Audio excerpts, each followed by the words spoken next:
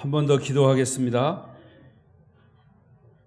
거룩하시고 은혜가 풍성하신 하나님, 오늘 새해 들어서 세 번째 우리에게 허락하신 복된 성일에 오전에도 주님께 나와 예배하게 하시고 또 이 저녁 시간 날씨가 춥지만은 하나님의 자녀로서 하나님께 예배하는 것이 가장 귀중한 시간이기에 시간을 구별하고 또 장소를 구별하여 이렇게 하나님께 나와 예배할 수 있도록 우리의 모든 여건과 환경을 허락하시니 감사합니다. 하나님, 우리 하나님의 자녀들은 하나님께 예배하는 것을 가장 축복의 권리로 또 하나님이 주신 특권으로 여기면서 지금도 하나님은 예배하는 자를 찾으신다 했사오니 이 시간도 하나님께 예배하러 나온 우리 한 사람 한 사람 하나님이 찾으시는 주인공이 되게 하옵소서. 특별히 선교위원회로 저희들이 하나님 앞에 다짐하고 또 헌신하는 이 시간입니다. 교회의 가장 본질인 전도와 선교에 우리가 빚진 자로서 그 사명 끝까지 감당할 수 있도록 금년에도 이 헌신을 통해서 새로운 다짐과 각오가 있게 하시고 하나님 앞에 드려지는 복음의 빚진 자로서의 그 열정과 헌신이 변치 않도록 새롭게 결단하는 시간으로 삼아 주시옵소서. 부족한 종이 말씀 전할 때에 사람의 말로 듣지 않고 하나님의 음성으로 우리 모두가 들려지게 하옵소서. 부족한 종은 오직 말씀을 전하는 도구로만 사용하시고 축복의 통로로만 사용해 주시옵소서. 혹이라도 말씀 듣는데 방해되는 졸음의 마귀를 물리쳐 주시고 오직 사단의 어둠의 세력은 거두어 주시고 성령의 소리만 듣게 하여 주시옵소서. 예수님 이름으로 기도하옵나이다. 아멘. 할렐루야. 오늘도 이 저녁 예배에 나오신 여러분을 축복합니다. 옆 사람과도 우리 인사하십시다. 저녁에 또 만나서 반갑습니다. 잘 오셨습니다. 은혜 많이 받으세요. 감고사축 감사합니다. 고맙습니다. 사랑합니다. 축복합니다.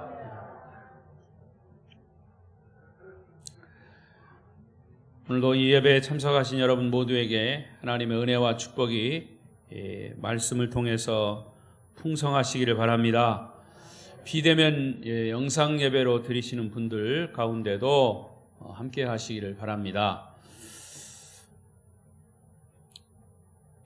오늘은 우리 기독교 대한 선결 교단에서 지키는 해외 선교 주일입니다.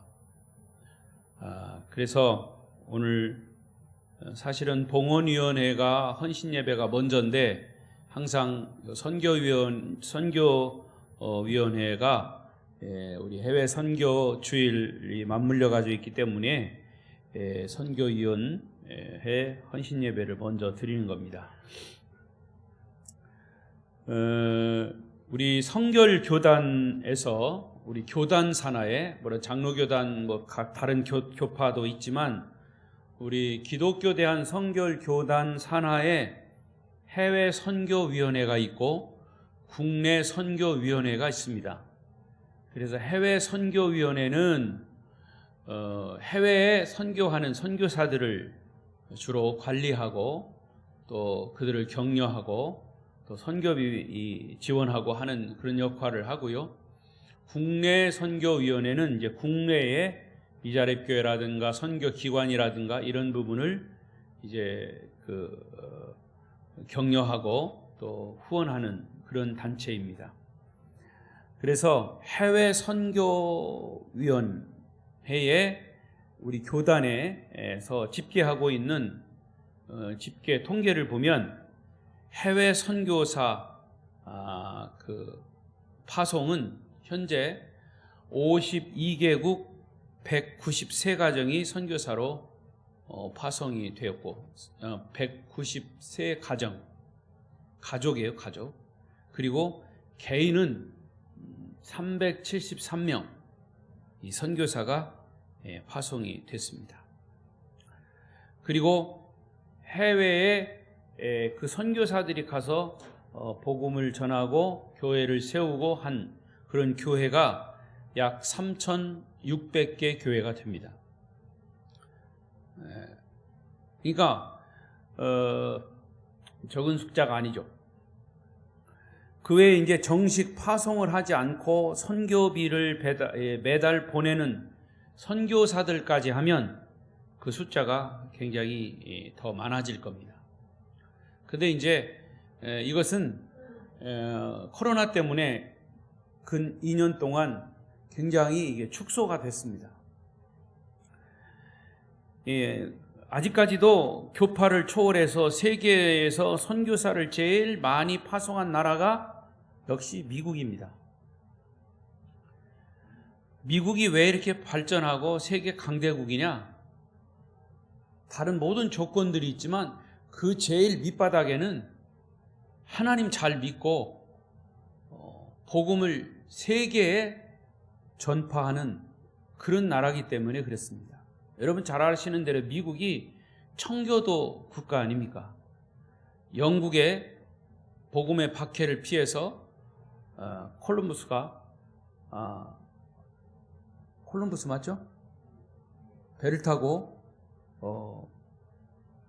그 박해를 피해서 가다가 만난 곳이 아메리카 대국이에요. 거기서 도착하자마자 많은 사람이 가다가 죽고 굶어 죽고 뭐 배에 폭풍 만나서 죽고 했지만 거기 처음 정박한 곳이 아메리카 대국. 처음 1년 뒤에 추수해서 얻은 것이 하나님의 은혜다 해서 하나님 앞에 감사 예배를 드린 게 Thanksgiving Day, 추수감사절이에요. 그래서 추수감사절은 그때부터 생긴 것이 선교사를 통해서 우리나라에 와서 그게 추수감사절로 된 겁니다. 물론 성경에 근거가 있죠. 자, 이렇게 생긴 나라가 아메리카 대국. 지금 이제 많은 세월이 지나서 그것이 희석이 되긴 했지만 그럼에도 불구하고 미국은 지금 세계 최강대국을 이루고 있어요. 그것은 그들이 선교사들을 통해서 복음을 전했고 복음과 함께 물질적으로 재정적으로 세계 가난한 나라를 도와주고 있고 하기 때문에 그랬어요. 역시 그들을 통해서 선교사를 통해서 우리나라도 복음을 받아들였습니다. 물론 호주나 다른 이런 유럽 국가들의 선교사들이 왔지만 그러나 대표적인 선교사들이 미국 선교사들이 우리 교회 우리나라에 와서 복음을 전한 것이 이 근현대에 우리나라가 100여 년 동안 이제 복음을 받아들여서 발전하게 된 것이죠. 그런데 지금은요 교과서에도 그런 걸 자꾸 빼버립니다.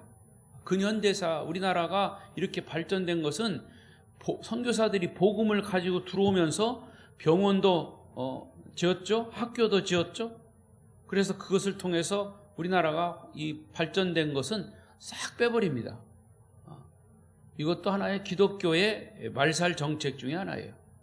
자, 어쨌든 그런 얘기는 이제 차지하고 이제 축소해서 우리 아름다운 교회가 금년에 이제 19년째 되는데 제가 이 선교한 것을 쭉 선교비 이렇게 지출된 것 쭉 이렇게 통계를 이렇게 봤습니다. 그래도 개척하면서부터 선교비 지출은 끊임없이 했어요. 어렵지만 남을 도와주는 여러분 교회의 본질은 바로 그것입니다. 복음을 전하는 것. 물질적으로 기도로 복음을 전하는 거예요. 그래서 금년 그러니까 작년이죠. 2021년에 우리 선교위원회 여러분들이 선교위원이 돼서 선교 회비를 내고 또 선교비를 충당하고 해서 7개 교회 기관 이렇게 선교를 했습니다. 그거를 총 집계해 보니까 약 1,030여만 원 지출이 됐어요.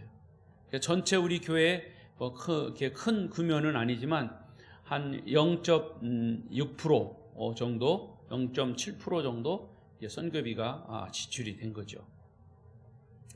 우리 성도님들께서 선교위원회 회원이 되셔서 매달 이 선교비를 드리는 것을 이제 모아서 오롯이 국내 혹은 해외 선교비로 지출이 되고 있고, 여기에서 이제 모자라는 부분은 다시 이 재정에서 조금 충당을 해서 이렇게 합니다. 금년에도 역시 마찬가지. 세 교회를 늘려서 한 교회, 한 선교사 또 한 그 선교 기관 평균 이제 10만 원씩 그렇게 해서 매월 10교회를 지금 이제 금년에 좀 늘려서 지원을 하게 됩니다. 이것은 여러분들이 내는 그 선교비, 선교위원회 회비를 오롯이 이것을 다른 데 전혀 쓰지 않고 선교비로만 지출이 됩니다. 그런데 이제 세 교회가 늘어나서 전에 5만 원씩 주던 데는 10만 원 주고 이렇게 해서 10만 원으로 평균을 했어요. 그랬더니 이것이 조금 이제 부족합니다. 부족하기 때문에 여러분 모두가 내가 내는 10,000원, 20,000원, 50,000원, 10만 원 이것이 정말 이 선교비가 모아져서 다른 교회, 어려운 교회, 해외 선교사들을 돕는다라고 하는, 그 여러분들은 선교의 빚진 자예요. 복음의 빚진 자 아닙니까? 미국 선교사들이 우리나라에 와서 복음을 전한 것, 우린 그들에게 복음의 빚진 자예요. 저는 이스라엘 민족에게도 우리는 복음의 빚진 자랬어요. 그런 의미에서 우리가 이렇게 재정을 투자하고 선교하는 이유가 바로 거기에 있는 것이죠. 거듭 얘기하지만 교회의 본질은 뭐냐? 복음 전도예요. 예수님이 승천하시기 전에 우리에게 유언처럼 말씀하신 것이 땅끝까지 복음을 전하라. 이런 명령이 우리 교회 공동체에 주신 명령이에요. 그래서 우리는 주님이 오시는 날, 그날까지, 다시 오시는 날까지 온 천하에 다니면서 만민에게 복음을 끊임없이 때를 얻든지 못 얻든지 복음을 전파해야 합니다. 그래서 저는 오늘 교회의 본질적인 이 사명, 전도와 이 선교에 대한 말씀을 드리려고 합니다. 저나 여러분이나 주님의 지상 명령이고 유언적인 말씀이 전도라면 이것은 꼭 해야 되는 거예요. 제가 언젠가도 말씀드렸지만 이 전도라고 하는 단어와 선교라고 하는 단어, 복음을 전한다라고 하는 의미에서는 같은 거예요. 그러나 조금 구별해서 설명한다면 전도는 뭐냐? 같은 문화권에 있는 사람들에게 복음을 전하는 게 전도예요. 같은 문화권. 여러분이 같은 문화권에 한국 안에 살잖아요. 전라도 사람이 경상도 사람에게 복음을 전하는 게 전도입니다. 여러분 옆집에 있는 믿지 않는 사람에게 복음을 전하는 게 전도예요. 그러면 선교는 뭐냐? 선교는 문화권이 다른 사람에게 복음을 전하는 게 선교예요. 그래서 우리가 다른 나라에 선교사를 파송할 때 전도자를 파송한다 이렇게 얘기 않잖아요. 선교사를 파송한다 그러잖아요. 우리가 해외 선교한다 그러잖아요. 그러니까 문화권이 다르기 때문에. 엄밀한 의미에서는 북한 사람들에게 복음을 전하는 것도요, 우리 한민족은 같지만 사실은 문화권은 달라요. 그렇죠? 거기는 공산 문화권이에요. 그러니까 북한에도 우리는 선교를 한다 이렇게 얘기합니다. 자, 그래서 전도와 선교는 그런 복음을 전한다는 의미에서는 같은 뜻이지만 문화권이 다르다, 같다 이런 차이 있는 것이죠. 그러니까 이것이 교회의 본질인 거죠. 그런데 요즘처럼 전도가 정말 하기 어려운 때가 없어요.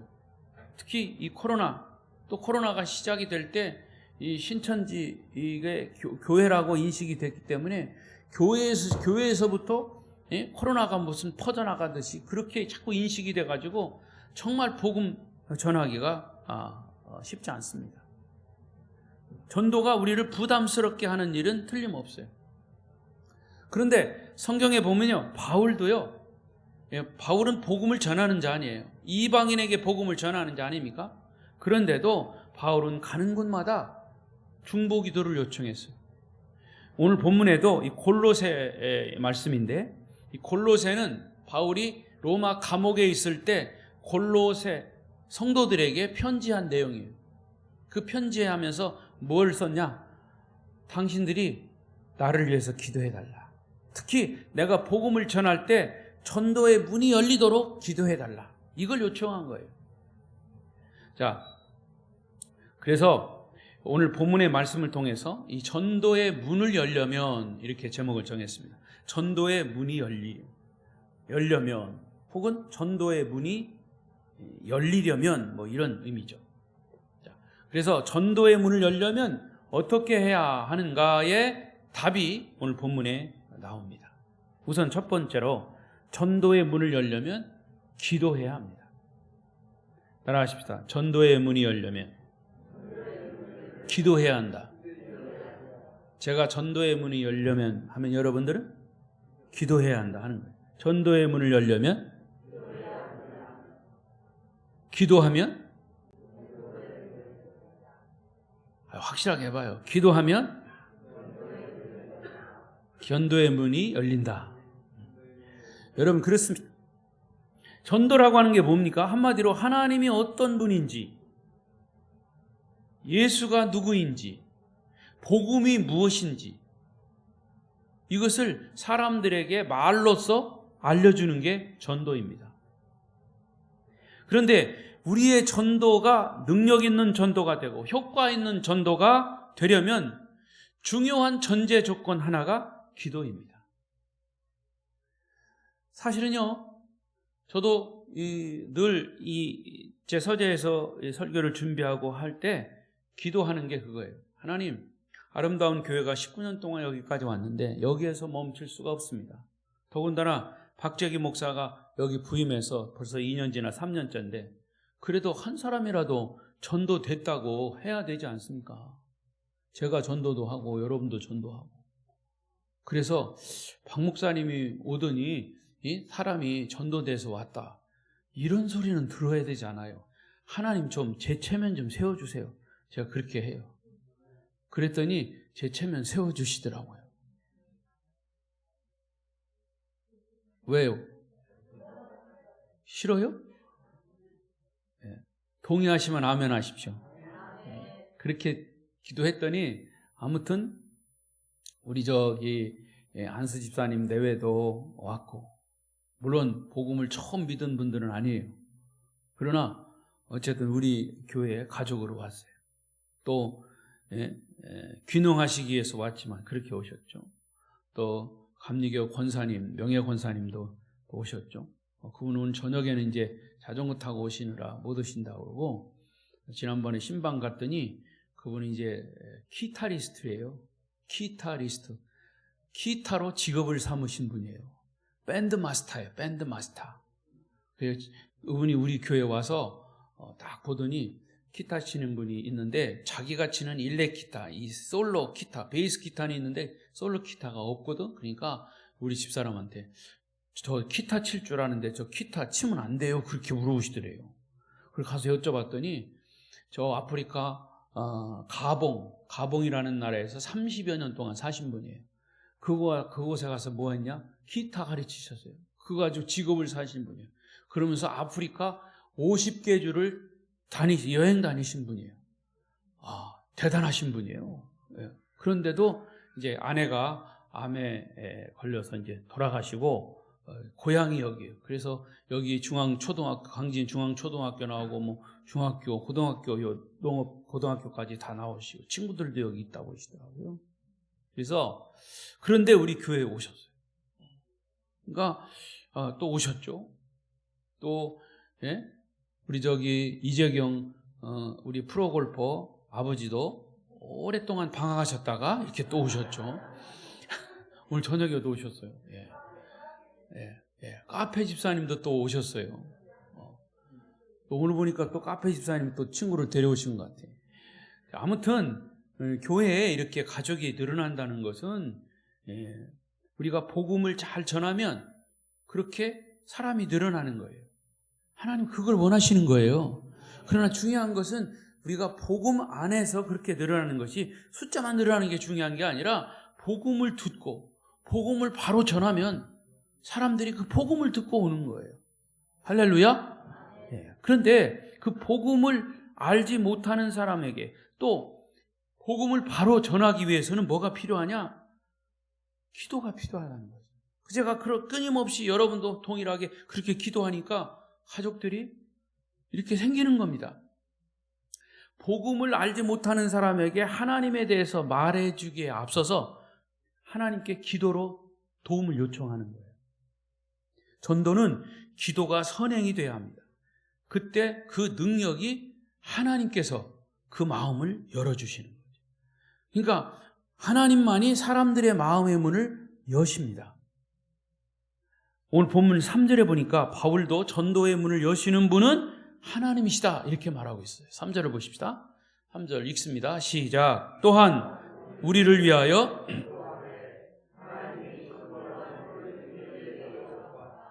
그리스도의 비밀을 말하게 하시기를 구하라.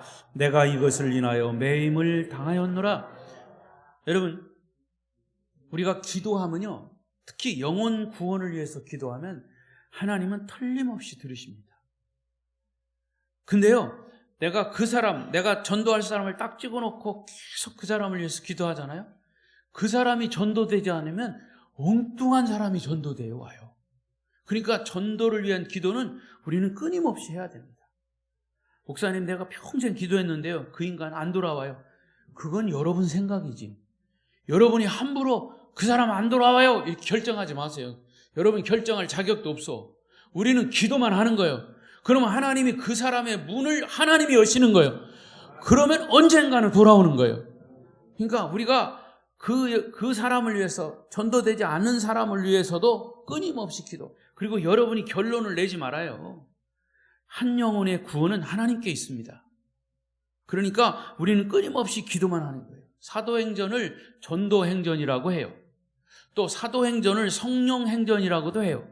그런데 사도행전의 또 하나의 별명이 뭐냐? 기도행전입니다. 사도행전을 보십시오. 1장부터 28장까지 기도가 온통 처음부터 1장부터 기도로 시작해서 기도로 끝나요. 특별히 이 1장은 예수님이 부활하시고 승천하신 후에 예수님과 제자들과 어머니 마리아와 동생들은 다락방에 모여서 기도했어요. 무엇을 위해서 기도했냐? 전도를 위해서요.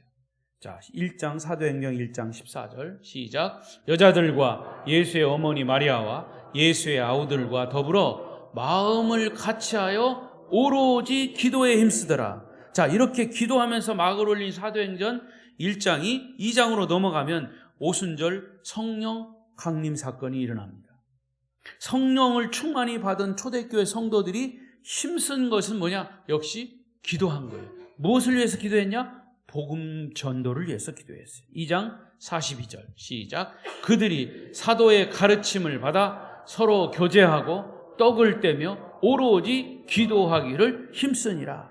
자, 그들의 기도로 말미암아 나중에 베드로가 전도할 때 3,000명이 회개하고 돌아왔어요. 또 나중에 4장 5장 보면 5,000명이 회개하고 돌아왔어요. 이런 기적들이 막 일어났어요. 나중에는 수를 셀 수 없는 사람들이 모였다 그랬어요. 근데 그들이 모여서 그냥 기도하고 그들이 이제 예루살렘 교회가 부흥되니까 그것으로 기뻐하며 즐거워했어요. 근데 그거 아니에요. 하나님은 그것을 원치 않으셨어요.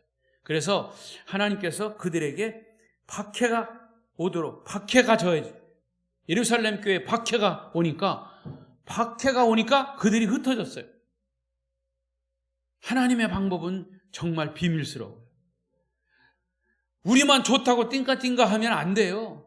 왜? 나아가서 복음을 전해야 된다는 거죠. 그래서 사도행전의 역사는 1장 8절에 오직 성령이 너희에게 임하시면 너희가 권능을 받아서 그 다음에 사마리아와 유대와 사마리아와 땅끝까지 이르러, 예루살렘과 온 유대와 사마리아와 땅끝까지 이르러.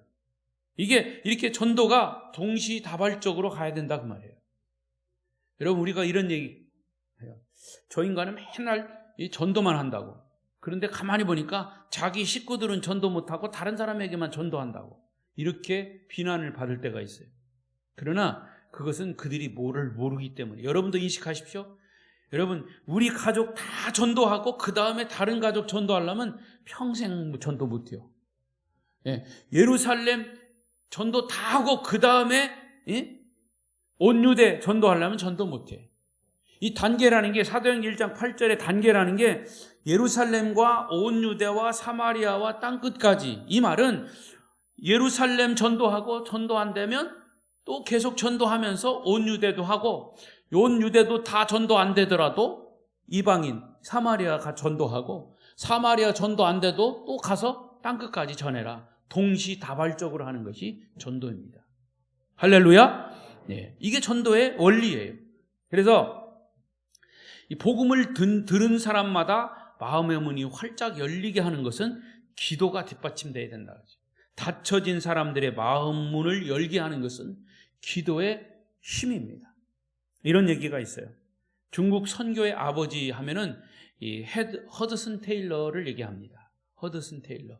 허드슨 테일러가 중국에 들어가서 중국 내지에 복음을 전하기 시작했던 거죠. 그 허드슨 테일러 전기를 읽어보면 이런 내용이 있어요. 중국 내지에, 내지라는 말은 안내자. 중국은 바다가 없잖아요. 그냥 내지라고 해요. 내지에서 전도할 때 그는 예수 믿는 사람이 서너 명 생기면 즉시 거기에 선교 기지를 세웠어요.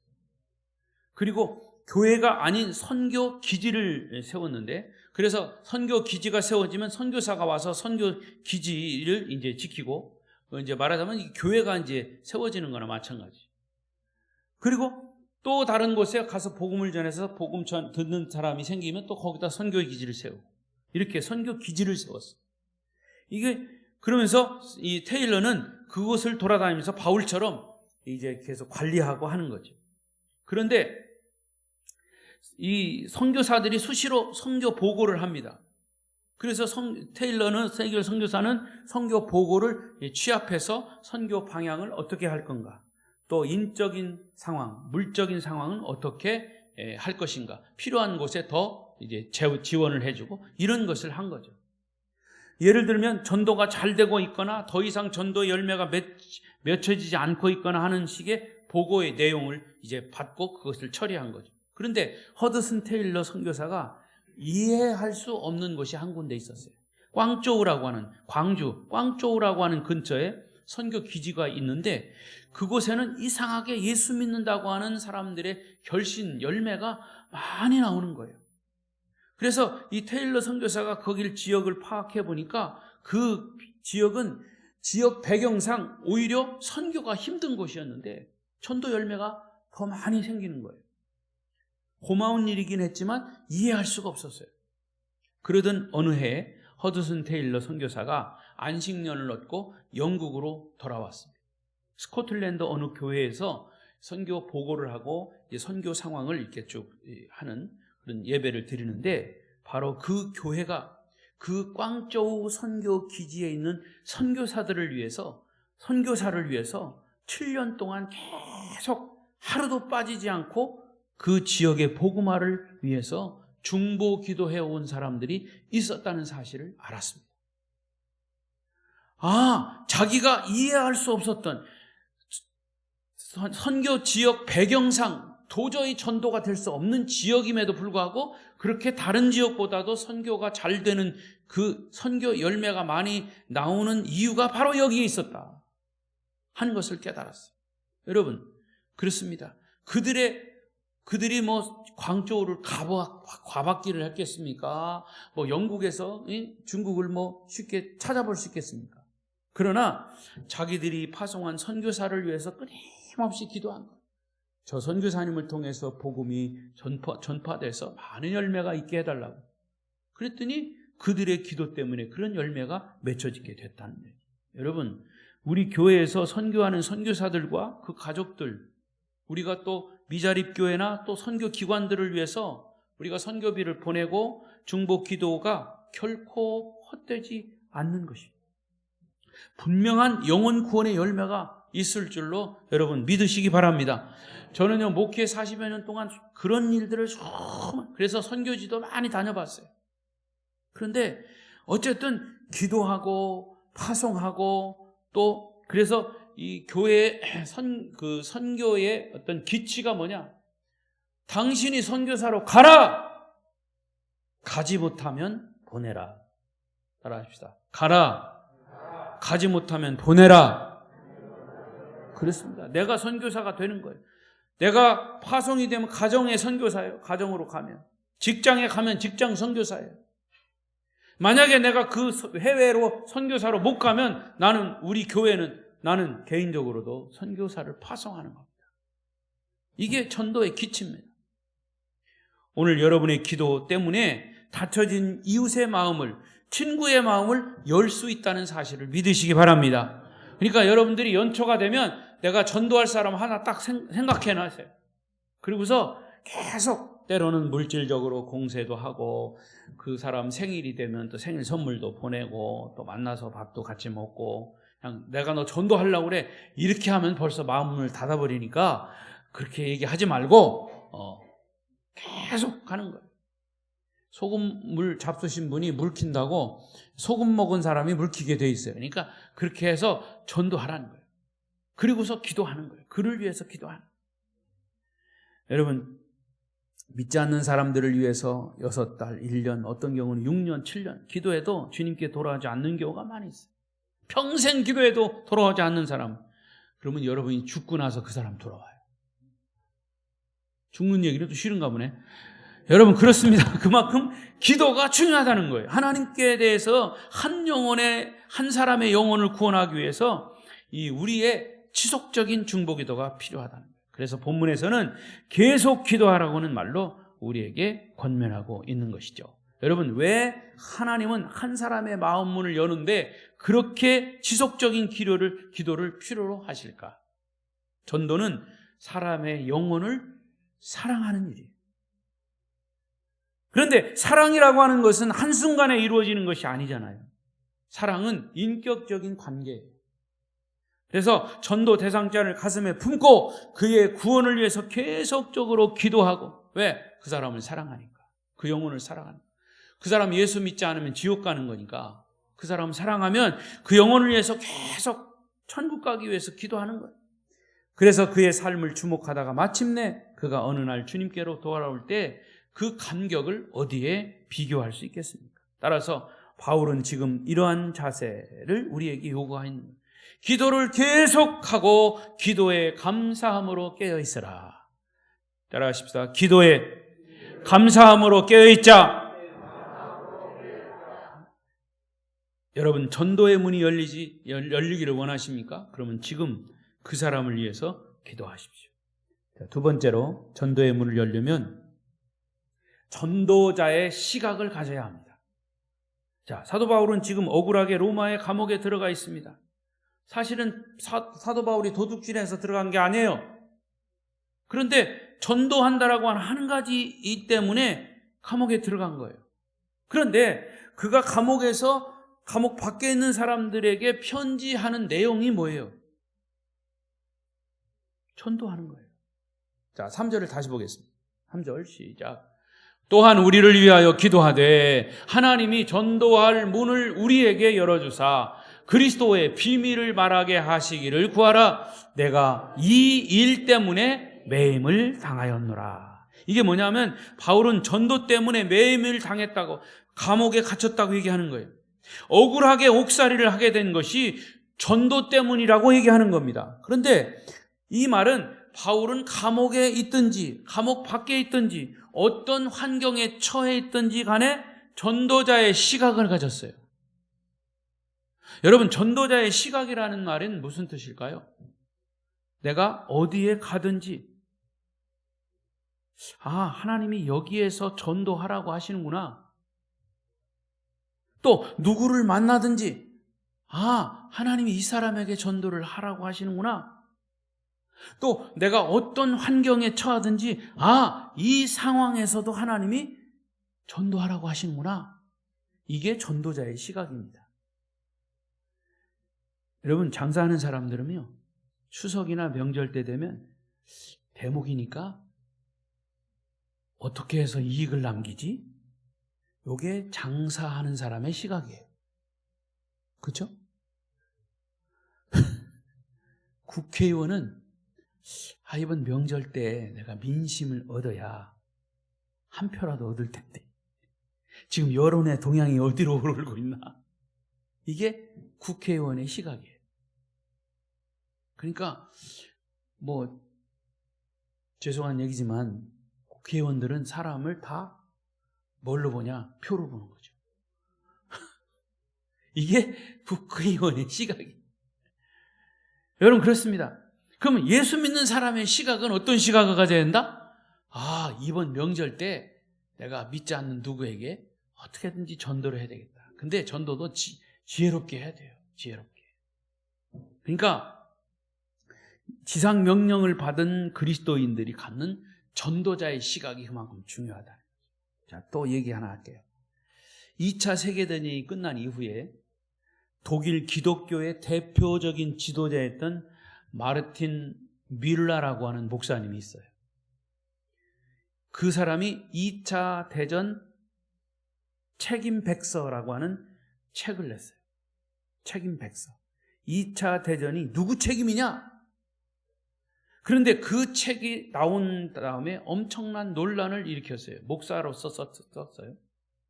2차 세계대전이 발발한 것은 히틀러 책임이다. 대개 그때 그 분위기는 그거였어요.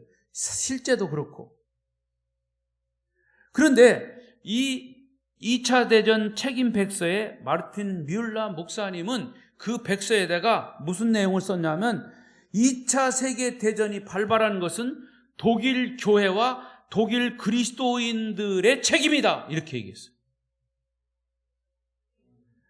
그가 히틀러를 노골적으로 비난하지 않은 것에 대해서 대부분의 사람들이 비난하고 이해할 수 없다는 입장이었죠. 이때 이 마르틴 목사님은 다음과 같은 간증을 했어요. 어떤 간증이냐면 저는 그동안 7차례에 걸쳐 똑같은 꿈을 꿨습니다. 제가 꾼 꿈은 분명히 하나님의 계시적인 꿈이었습니다. 물론 이것은 저의 개인적인 주관입니다. 그런데 제가 주님의 심판대 앞을 통과하는 꿈이었는데 한 번은 제가 심판대 앞에서 주님의 질문에 대답을 하고 지나가는데 제 바로 뒤에 있던 사람의 목소리가 들렸습니다. 주님이 질문하십니다. 너는 왜 예수 믿지 않았냐? 이렇게 물으시자 그 사람은 대답했습니다. 아무도 저에게 복음을 전해주는 사람이 없었습니다. 이렇게 대답을 하는데 그 대답이 그 목소리가 많이 듣던 목소리라 뒤를 돌아다 보니까 히틀러였습니다. 이 사건이 제 삶을 바꾸어 놓았습니다. 사실 저도 그때까지 히틀러가 죽기를 바란 적은 수없이 많았지만 히틀러의 영혼을 위해서 기도한 적은 한 번도 없었습니다. 그 꿈이 저를 이렇게 그 영혼을 사랑하는 그런 마음을 갖게 했습니다. 우리 독일 그리스도인들은 그 사람에게 히틀러에게 복음을 전하기 위해서 진지하게 접근하지 않은 것에 대해서 모두가 책임을 느껴야 할 것입니다. 라고 하는 간증이었습니다. 여러분, 우리 주변에서 복음을 기다리는 사람들이 있어요. 삶이 자유롭지 못하고 공허하고 불안하고 우울하고 어떤 사람은 삶이 뒤틀려 있는 사람, 사실은 그 사람들에게 복음이 필요한 겁니다. 그래서 인생의 자리에서 악을 쓰고 있는 이웃들, 그들이 느끼는 삶의 절망에 대해서 저와 여러분은 영적인 책임을 가져야 합니다. 왜? 우리는 우리의 영혼에 평안을 주는 복음을 먼저 들은 사람들이기 때문입니다. 전도자의 시각을 가지고 복음을 전하시기 바랍니다. 그래서 저는 이 선교위원회 헌신예배 즈음에서 여러분 제가 이제 숙제를 또 드리겠습니다. 로마서 100독을 하십시오. 이런 숙제 아니에요. 아니고 여러분 그냥 하든 안 하든 그건 여러분 자유예요. 근데 제가 하나 제시를 할게요. 여러분이 금년에는 한 사람을 딱 찍어놓고 그 사람을 어떻게 전도할 것인가를 위해서 전도자의 시각을 가지고 기도하십시오. 전도가 되든 안 되든 그건 하나님 책임이에요. 나는 하나님께 그냥 공을 치는 거예요. 그래서 하나님의 공이 하나님께로 갔다가 그 공이 그 사람의 마음의 문을 열도록 꽝 치면 그건 이제 전도가 되는 거고, 그래도 안 열리면 그건 하나님 책임이에요. 그런데 그 사람을 위해서 전도하지 않은 것은 내 책임이에요. 아멘? 예. 아멘이 떨떠름 하시고 막. 마지막 세 번째로, 전도의 문을 열려면 전도의 메시지가 준비되어 있어야 합니다. 전도의 메시지. 목사님, 전도하려고 하는데 전도 어떻게 합니까? 그러면 총이 있으면 총알이 있어야 돼요. 뭐 총을 가져라만 하고 총알을 안 주면 소용없는 거죠.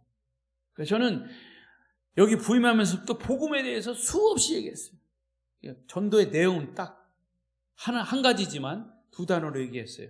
십자가와 부활이에요. 예수의 십자가와 부활.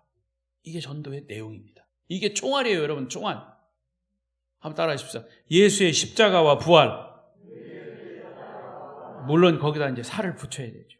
예수가 십자가에서 죽으셨습니다. 그 죽음은 나의 죄를 위해서 죽었습니다. 나를 구원하기 위해서 죽었습니다. 그래서 예수님은 부활하심으로 나의 죄가 용서되었고 나는 다시 태어나 나는 구원받은 존재입니다. 이게 복음이잖아요. 복음. 예수 십자가와 부활. 여러분, 많은 사람들이 예수 믿어도요, 이 십자가와 부활을 잘 못 깨달아요. 그래서 그냥 교회 언저리에서 그냥 왔다 갔다 하는 거예요. 어떤 사람은 직분을 받았어요. 세례도 받고 직분을 받았어요. 그런데 복음이 뭡니까 하면 몰라요. 천국 갈 수 있습니까 하면 가봐야 알지요. 구원의 확신이 없는 거죠.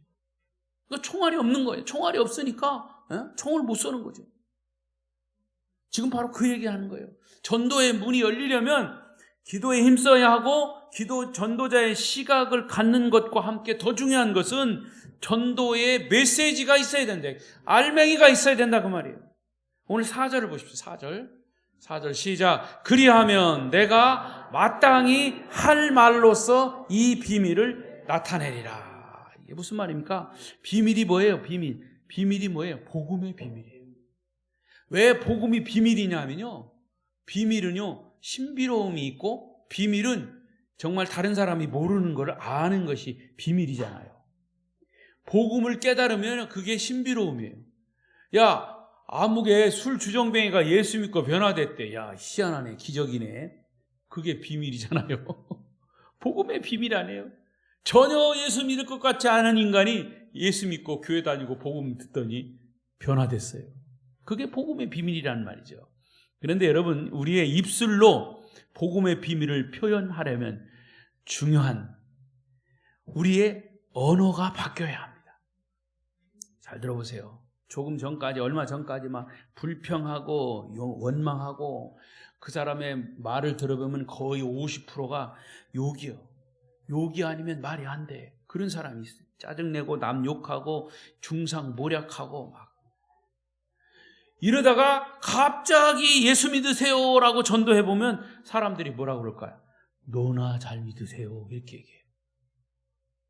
그러니까 바울은 지금 그런 얘기를 하고 있는 거예요. 5절 6절 읽습니다. 5절 6절 시작. 외인에게 대해서는 지혜로 행하여 세월을 아껴라. 너희 말을 항상 은혜 가운데에서 소금으로 맛을 냄과 같이 하라. 그리하면 각 사람에게 마땅히 대답할 것을 알리라. 너희 말을 항상 어떻게 하라? 은혜 가운데서 소금으로 맛을 침과 맛을 냄과 같이 하라. 내가 전도를 하려고 한 사람 딱 찍었으면 이제 그 사람에 대해서 말부터 조심하라는 거예요. 말, 은혜스러운 말, 복스러운 말. 이제 과거에 잘했던 욕 하지 말고, 욕은 다 빼고, 욕이 나오려고 하면 거기다 뭐를 쳐라? 소금을 치라는 거예요. 소금을 쳐라. 소금을 쳐서 맛을 내서 그 욕이 쑥 들어가고 은혜로운 말. 그러니까 아름다운 말, 은혜로운 말. 우리 교회, 이 교회 이름이 얼마나 좋은지 몰라요. 아름다운 교회. 이 아름다운 교회 다니는 사람은 말도 아름답게 해야 돼. 행동도 아름답게 해야 돼. 예. 예. 아멘. 할렐루야. 예, 그래요. 그러니까 언어에 소금을 치라는 말은 이 썩은 언어, 부패한 언어가 되지 않도록 하라는 거예요. 왜 이 생선에다가 소금을 쳐요? 썩지 말라고요. 말에다가 소금을 치라는 말은 내 부패한 이 썩은 말을 없애라는 거예요. 그러니까 여러분, 말은 그 사람의 인격을 표현하는 거예요. 겉에는 곱상하게 입었는데 말을 툭 벗는 거 보니까 이 웬걸? 그러니까 여러분, 거룩한 복음을 전하기 위해서 사람을 구원하는 언어를 입술로 표현하기 위해서 자신의 언어에 소금을 쳐야 돼요. 거룩한 말, 유머 감각이 있는 말로, 적절한 말로 복음을 표현하는 것 대단히 중요한 거예요. 여러분, 얼마 전에요, 전화가 왔어요. 어떤 권사님이 전화를 했어요. 그래서 모르는 전화를 그냥 전화를 받았더니, 목사님, 저 누군가 모르시죠? 느닷없이 누가 전화해놓고 자기가 누군가 어떻게 알아? 그래서 예, 모르겠는데요. 그랬더니 저요 30년 전에요 목사님 부목사 하던 그 청주 서원교회 신자입니다. 권사입니다. 아무개 권사, 이복연 권사입니다. 그러시더라고요. 근데 모르겠어. 나는 그냥 그런데 그냥 그러세요? 생각나네요. 그랬죠. 그랬더니 이제 그러면서 이제 생각해 보는 거예요. 이렇게 하면서. 그런데 제가 왜 무슨 말을 쓰냐면, 제가 이제 부목사를 했을 때요, 이제 우리 권사님들을 이렇게 이제 봉고차도 태워서 이렇게 잘 어르신들을 이렇게 모시고 또 이렇게 재미난 얘기도 하고 우스갯소리도 하고 막 그랬거든요. 그랬더니 그 권사님 첫 번째 하는 말이, 권사님 저를 어떻게 기억하세요? 그랬더니 자기는 그때 담임 목사님하고 저하고 꼭 기억한대요. 저를 어떻게 기억하세요? 아이고, 우리 박재기 목사님이 그냥 우스갯소리도 잘하고 그냥 유머도 잘하고 그래서 자기는 너무 좋아한대요. 나는 제가 전하는 복음을 듣고 좋아한다고 그러는 줄 알았더니, 근데 그 말도요 싫지 않더라고요. 여러분, 우리 그리스도인들이 복음 전도의 능력을 잃어버린 이유가 뭐냐면 사실은 말과 행동 때문에 그런 거예요. 그러니까 우리 그리스도인이면서 언어 생활이 너무 부패했기 때문에 그런 거예요. 믿지 않는 사람들과 똑같이 삶의 불만을 막 쏟아내고 불평, 불만을 말끝마다 토로하고 부정적이고 파괴적이고 비판적인 말들.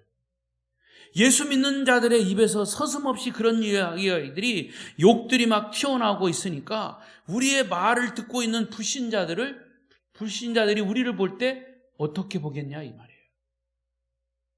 그래서 야고보서 기자는 야고보 3장 10절 12절에 이런 얘기를 했어요. 자, 읽어보겠습니다. 시작. 한 입에서 찬송과 저주가 나오는도다. 내 형제들아, 이것이 마땅하지 아니하니라.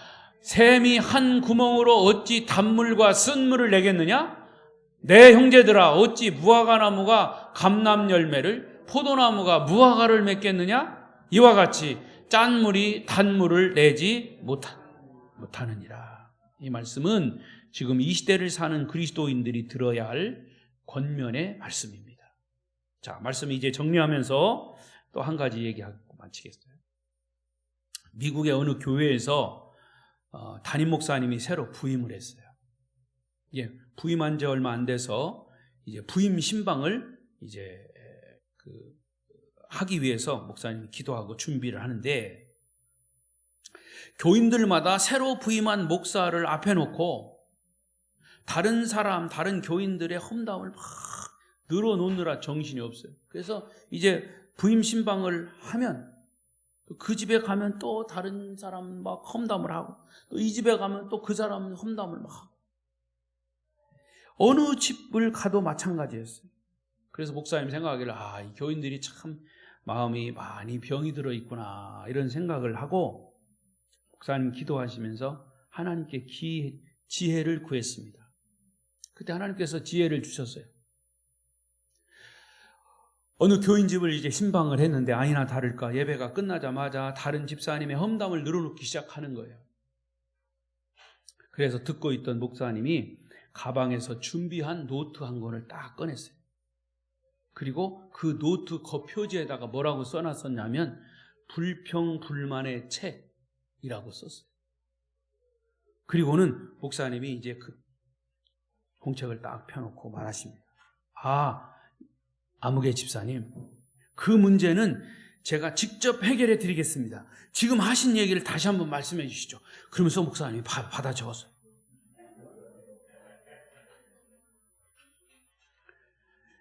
그리고서 그 집사님에 대한 불만이 있으시면 제가 여기 말씀하신 대로 그 집사님 만나가지고 내가 직접 해결해 드릴게요. 그 대신 여기 집사님의 실명을 적으셔야 합니다.